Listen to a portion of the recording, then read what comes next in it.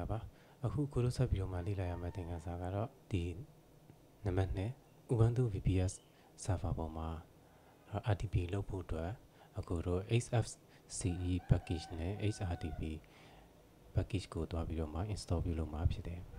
ဆိုတော့ဒါဆိုလို့ရှိရင်အခုတို့ဒီ browser တွေကိုဝင်ထားလိုက်မယ်အဲ့တော့ပြီးတော့ရင်အဲ့တော့ဒီနံပါတ်2လုပ်ငန်းစဉ်တွားပြီးတော့မှဖွင့်ထားလိုက်မယ် Okay so ဒါဆိုလို့ရှိရင်အရင်ဆုံးအခုတို့ server ကိုတွားပြီးတော့မှ access လုပ်ဖို့လိုတယ်နောက်ပြီးတော့ရင် control order တည်တဲ့ကနေ terminal တဲ့ကနေပြီးတော့မှအဲ့တော့ကိုယ့်ရဲ့ server account ကို login ဝင်ထားလိုက်မယ်အဲ့တော့ဒီမှာတော့အခုကတော့လွယ်လွယ်ကူကူပဲအဲ့တော့အခုရဲ့ဒီ VPS server တွေကိုတွားထားမယ်ပြီးဒီမှာအဲ့တော့ console တွေကနေပဲတခါတည်းဝင်ထားလိုက်မယ်အဲ့တော့ control order တည် terminal တဲ့ကနေတွားဝင်ရင်လည်းရတယ်အတူတူပဲ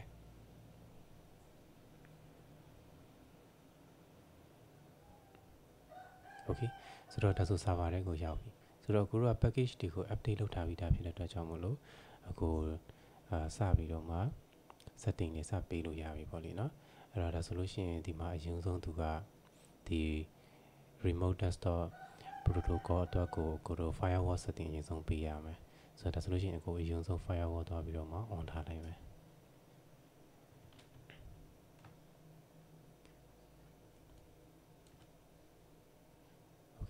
အဲ့တော့ဒီနေရာမှာသူကyes no မေးလာတဲ့အခါကျလို့ရှိရင်အခုတော့ SSH connection ကဒီဘက်ကနေပိတ်သွားနိုင်တာဖြစ်တဲ့အတွက်ကြောင့်သူတေချာလာလို့မေးတာအဲ့တော့ဒီမှာတော့အခုတော့ yes လို့ပဲပြောထားပေးရမယ် Okay နောက်ပြီးတော့တဲ့အခါကျလို့ရှိရင်အဲ့တော့အခုတို့ Digital Ocean မှာတော့เนาะတခါတည်းပဲသူကဒီ firewall package က install လုပ်ထားပြီးသားဖြစ်ကြောင်းတခါတည်းကိုတော့သူ့သွား enable လုပ်မယ်ဆိုပြီးတော့မှသုံးလို့ရနေပြီပေါ့ဒီเนาะဒီ UFW package ကအကယ်လို့ကိုကအခြားlocal server တွေသုံးတာပဲဖြစ်ဖြစ်သို့မဟုတ်လို့ရှိရင်လည်းအခြား cloud service provider တွေကနေပြီးတော့မှတွားဝယ်တာဖြစ်ဖြစ်အဲ့လိုခါကြလို့ရှိရင်အဲ့တော့သူက UFW service ကမနေခဲ့ဘူးဆိုရင်လည်းပြဿနာမရှိဘူးအခုတို့တွေဒီမှာလာပြီးတော့မှသူကို install ပြုလုပ်လို့ရတယ်ဆိုတော့ APT install တွေကနေ UFW လို့ပြောလိုက်ရုံပဲအခုကတော့ install ပြုလုပ်စရာမလိုတာဖြစ်တဲ့အကြောင်းလို့တခါတည်းအဲ့တော့အသုံးပြုလို့ရနေပြီပေါ့လေနော် Okay အဲ့တော့ install ပြုလုပ်ဖို့လိုတယ်ဆိုရင်လည်းဒီမှာ install ပေးမယ်ပြီးတော့ enable ပြန်ပြောမယ်အခုက enable ပေးထားပြီးဖြစ်တဲ့အကြောင်းမလို့ထပ်ပြီးစရာမလိုတော့ပြီးတော့တဲ့အခါကျရင်အကိုဒီကောင်လာပြီးတော့မှအဲ့တော့ terminal ကနေပြီးတော့မှ access ပြန်ပြီးလုပ်နိုင်အောင်လို့ SSH ကိုသွားပြီးတော့ permission ပြန်ပေးထားမယ် Okay နောက်ပြီးတော့တဲ့အခါကျလို့ရှိရင်ဒါကတော့ client computer တွေကနေပြီးတော့လက်ရှိ server ကို remote လမ်းလုပ်နိုင်အောင်လို့အခုသူ့ကိုသွားပြီးတော့မှ3389ဆိုတဲ့ port ကိုသွားပြီးဖွင့်ထားပေးရမယ်အဲ့တော့ဒီ3389ကတော့ default port ဘယ်အတွက်လဲဆိုတော့အခုတို့ဒီ remote desktop ပြုလုပ်ဖို့အတွက်ပေါ့လေနော် Okay အဲ့ဒီ port လေး permission ပေးပြီးသွားပြီဆိုလို့ရှိရင်ဒါဆိုရင်ကိုကဒီ UFW ရဲ့သူရဲ့ status ကိုသွားကြည့်လို့ရတယ်အဲ့ဒါဆိုလို့ရှိရင်ကိုကဒီဘယ် port တွေကို allow လုပ်ထားတယ်လဲခွင့်ပြုထားတယ်ဆိုတဲ့ကောင်ကိုတို့တွေ့ရပြီနောက် SSH ကရောအဆင်ပြေရလားဆိုတာကိုလည်းကြည့်လို့ရတယ် Okay ဒါဆိုလို့ရှိရင် SSH ကအဆင်ပြေနေဖြစ်တဲ့ကြောင့်မလို့အခုတို့ဒီ server ကို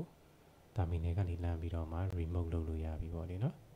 Okay နောက်ပြီးတော့တဲ့အခါကျရင်အခုတို့ဒီကောင်လာပြီးတော့မှ HFCE အဲ့တော့ package ကိုတွားပြီးတော့မှ install ပြီးလုပ်မယ်အဲ့တော့ဒီနေရာမှာ HFCE ဆိုတာကညီတို့ညီမတို့ရှေ့မှာလည်းတည်ထားခဲ့ပြီးသားနော်အဲ့တော့ hform command desktop environment ကိုပြောချင်တာအဲ့ဒီမှာသူ့ကို install ပြုလုပ်တဲ့အခါကျလို့ရှိရင်အခုတို့ပေးရမှာက sudo apt install တဲ့ကနေပြီးတော့မှ ubuntu desktop ဆိုပြီးတော့မှပြောလိုက်ရုံပဲနောက်က y -y ကတော့ yes လို့ထပ်မနှိပ်စေချင်တခါတည်းပေးထားခဲ့တာပေါ့လေနော် Okay အဲ့ဒီမှာအခုတို့ကဒီ x မပါဘဲနဲ့ install ပြုလုပ်မယ်ဆိုလို့ရှိရင်တော့ဒါဆိုရင်ဘယ်ကိုရောက်လာမလဲဆိုတော့အခုတို့ဒီ gnome ဆိုတဲ့ desktop environment ကိုအခုတို့ရမယ်နော်အကယ်လို့အခုတို့ဒီကောင်လာပြီးတော့မှဒီမှာ x ubuntu desktop ဆိုလို့ရှိရင်တော့အခုတို့ဒီ xfce ဆိုတဲ့desktop environment ကိုရမယ်အဲ့တော့သူကတော့ဒီ အဲ့တော့ team 2မျိုးပေါ့လေနော် desktop environment 2မျိုးမှာအဲ့တော့ကိုချိန်နှစ်တရားကိုအသုံးပြုလို့ရတယ်ဆိုတော့ဒီမှာတော့အခုကတော့ lightweight ဖြစ်တဲ့ပေါ့ဖြစ်တဲ့ဒီ XFCE ကိုပဲ install ပြုလုပ်ထားလိုက်မယ်ဒီ node ကတော့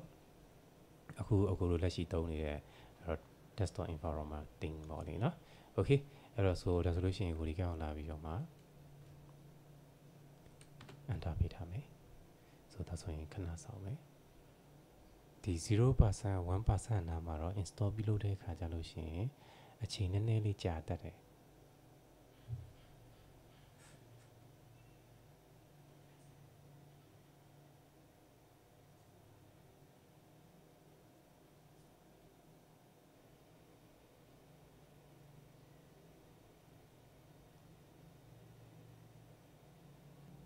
โอเคဒါဆိုလို့ရှိရင်သူက install လုပ်ပြီးသွားပြီအဲ့တော့ဒီမှာ install လုပ်နေစဉ်ကာလမှာတော့အခုမှတော့အဲ့တော့ question ကလာမမေးတော့ဘူးတကယ်လို့မေးခဲ့ရရှိရင်လည်းပြဿနာမရှိဘူးသူကအဲ့တော့ဘယ်စနစ်နဲ့ install ပြုလုပ်မှလဲ GTM နဲ့လား like နဲ့လားသူကမေးမှာနော်အဲ့တော့အကယ်လို့မေးခဲ့ရရှိတော့အဲ့တော့ဒီမှာတော့အခုက1ကိုပဲ GTM ကိုပဲရွေးထားခိုင်းလိုက်မယ်အကယ်လို့နံပါတ်2နဲ့ရွေးရဲဆိုရင်လည်းရတယ်ပြဿနာမရှိဘူးနော် okay ဆိုဒါဆိုလို့ရှိရင်နောက်ထပ်တစ်ဆင့်အခုတို့မှာ desktop environment ကရောက်လာပြီဆိုတော့သူ့ကို remote လုပ်နိုင်ဖို့အတွက်အခုတို့ဒီ XRTP ဆိုတဲ့ package ကိုလည်းတွားပြီး install ပြုလုပ်ပေးရမယ်ဆိုတော့ဒါဆိုလို့ရှိရင်အခုဒီခေါင်းလေးကိုတွားပြီးတော့ပေးထားမယ်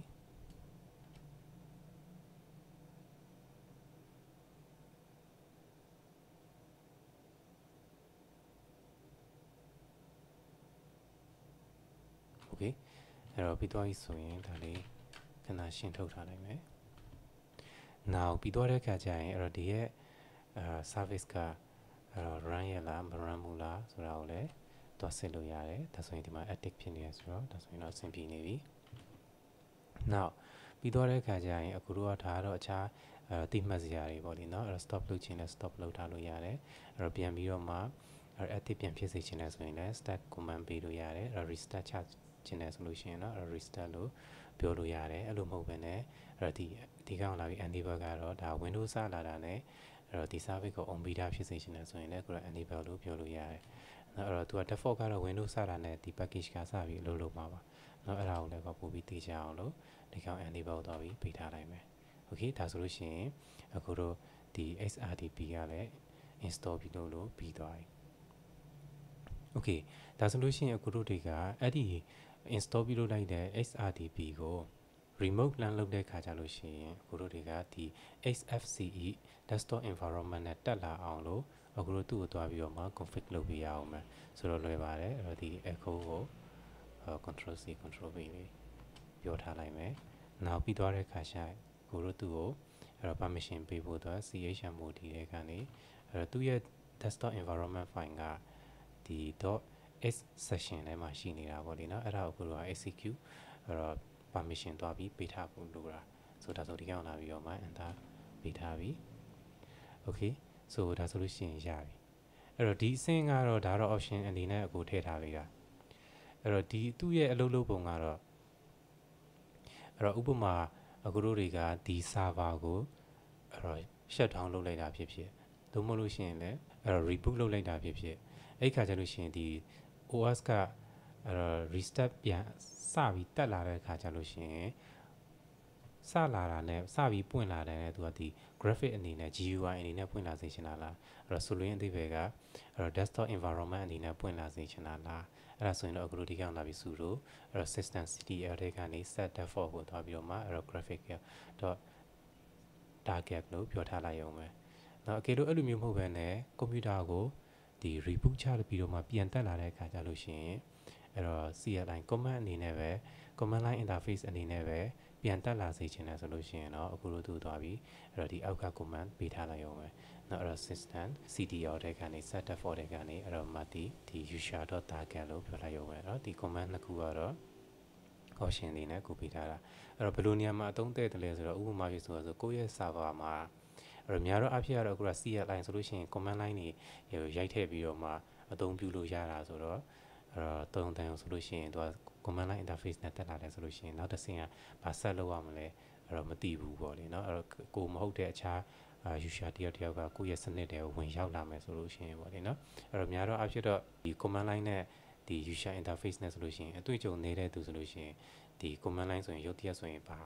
ဆက်လုပ်ရမလဲမသိဘူးเนาะအကယ်လို့အဲ့လိုမဟုတ်ဘဲနဲ့ graphic အနေနဲ့ desktop environment တက်လာတယ်ဆိုရင်တော့သူကအဲ့တော့ click ခောက်ပြီးတော့မှအဲ့တော့အခြားအလွယ်တကူသူဖြစ်ချင်တဲ့အကြောင်းအရာတွေအလွယ်တကူအဲ့တော့ရွေးပြီးတော့မှဖန်တီးသွားလို့ရမှာပေါ့လေเนาะ okay ဆိုတော့ဒါဆိုလို့ရှိရင်အဲ့တော့ဒီနှစ်ခုကတော့အဲ့တော့ command line မှာကိုနှစ်သက်ရဒီ window ကိုတက်လာတဲ့အခါကျလို့ရှိရင် desktop environment နဲ့တက်လာစေချင်တာလားသို့မဟုတ် CLI နဲ့တက်လာစေချင်တာဆိုတာကိုရွေးလို့ရတယ်အဲ့တော့ဒီမှာတော့အခုကတော့မပေးထားတော့Okay so ဒါဆိုလို့ရှိရင်အခုတို့ဒီလိုအပ်တဲ့ package တွေကို install ပြုလုပ်တဲ့လုပ်ငန်းစဉ်အဲ့တော့ပြီးဆုံးသွားပြီပေါ့လေเนาะအဲဆိုရင်နောက်ထပ်အဲ့တော့လုံဆောင်ချက်ဖြစ်တဲ့နံပါတ်3လုံဆောင်ချက်အခုတို့ဒီ install ပြုလုပ်ထားတဲ့ဒီ server ကိုအခုတို့ client computer ကနေပြီးတော့မှဘယ်လိုချိတ်ဆက်မလဲဆိုတော့လုပ်ငန်းစဉ်ကိုတော့နောက်ထပ်ဗီဒီယိုမှာအဲ့တော့ပြန်တွေ့ပါမယ်